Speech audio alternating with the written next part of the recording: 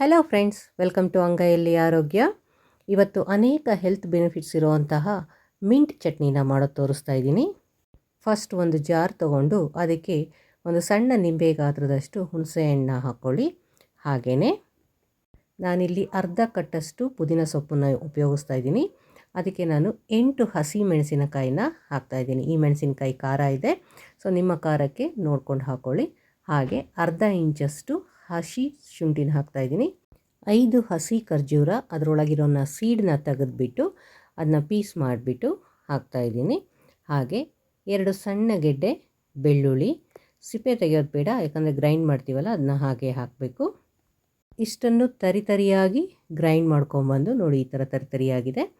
ಈಗ ಇದಕ್ಕೆ ಕೊತ್ತಂಬರಿ ಸೊಪ್ಪನ್ನು ಆ್ಯಡ್ ಮಾಡ್ತಾಯಿದ್ದೀನಿ. ಕೊತ್ತಂಬರಿ ಸೊಪ್ಪನ್ನು ಇಲ್ಲಿ ನಾನು ಕಡ್ಡಿ ಸಮೇತ ಯೂಸ್ ಮಾಡ್ತಾಯಿದ್ದೀನಿ. ಯಾವುದೇ ಸೊಪ್ಪನ್ನು ನಾವು ಕಡ್ಡಿ ಸಮೇತ ಯೂಸ್ ಮಾಡಿದಾಗ ಅದರಲ್ಲಿರೋ ಫೈಬರ್ ಕಂಟೆಂಟು ಜಾಸ್ತಿ ಸಿಗುತ್ತೆ. ನೋಡಿ, ಈ ಥರ ಕಡ್ಡಿನ ಹಾಕ್ಕೊಳ್ತಾ ಇದ್ದೀನಿ.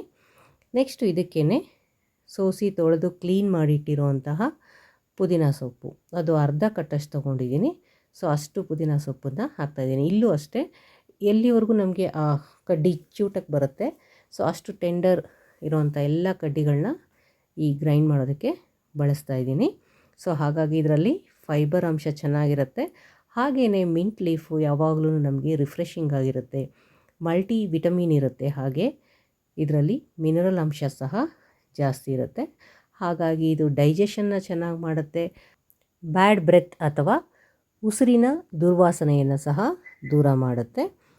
ಹಾಗೆ ಇದರಲ್ಲಿ ಇರುವಂತಹ ರಿಫ್ರೆಶಿಂಗ್ ಏಜೆಂಟು ನಮ್ಮನ್ನು ಸದಾ ಉಲ್ಲಾಸಿತವಾಗಿ ಇಡುತ್ತೆ. ಇದಕ್ಕೆ ಈಗ ನಾನು ಒಂದು ಅರ್ಧ ಸ್ಪೂನಷ್ಟು ಜೀರಿಗೆನ ಆ್ಯಡ್ ಮಾಡ್ತಾಯಿದ್ದೀನಿ. ಇದು ಸ್ಕಿನ್ ಮತ್ತು ಕೂದಲಿನ ಹೆಲ್ತಿಗೆ ಕೂಡ ತುಂಬ ಒಳ್ಳೆಯದು.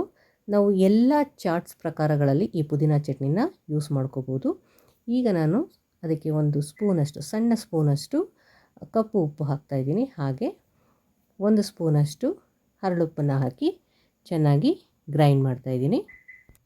ಹೆಚ್ಚು ಕಡ್ಡಿಗಳನ್ನ ಹಾಕಿರೋದ್ರಿಂದ ಇಷ್ಟು ಸ್ಮೂತಾಗಿ ನಾವು ಇದನ್ನು ರುಬ್ಕೊಂಡು ಚಟ್ನಿನ ರೆಡಿ ಮಾಡ್ಕೋಬೇಕು.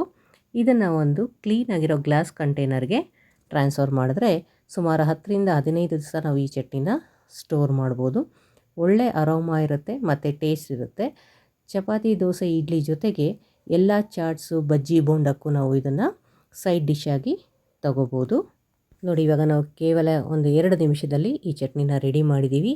ಇಂತಹ ರುಚಿಕರವಾದ ಹೆಲ್ತಿಯಾದ ಮತ್ತಷ್ಟು ರೆಸಿಪಿಗಾಗಿ ಚಾನಲ್ನ ಸಬ್ಸ್ಕ್ರೈಬ್ ಮಾಡಿ, ಲೈಕ್ ಮಾಡಿ, ಶೇರ್ ಮಾಡಿ. Thank you for watching.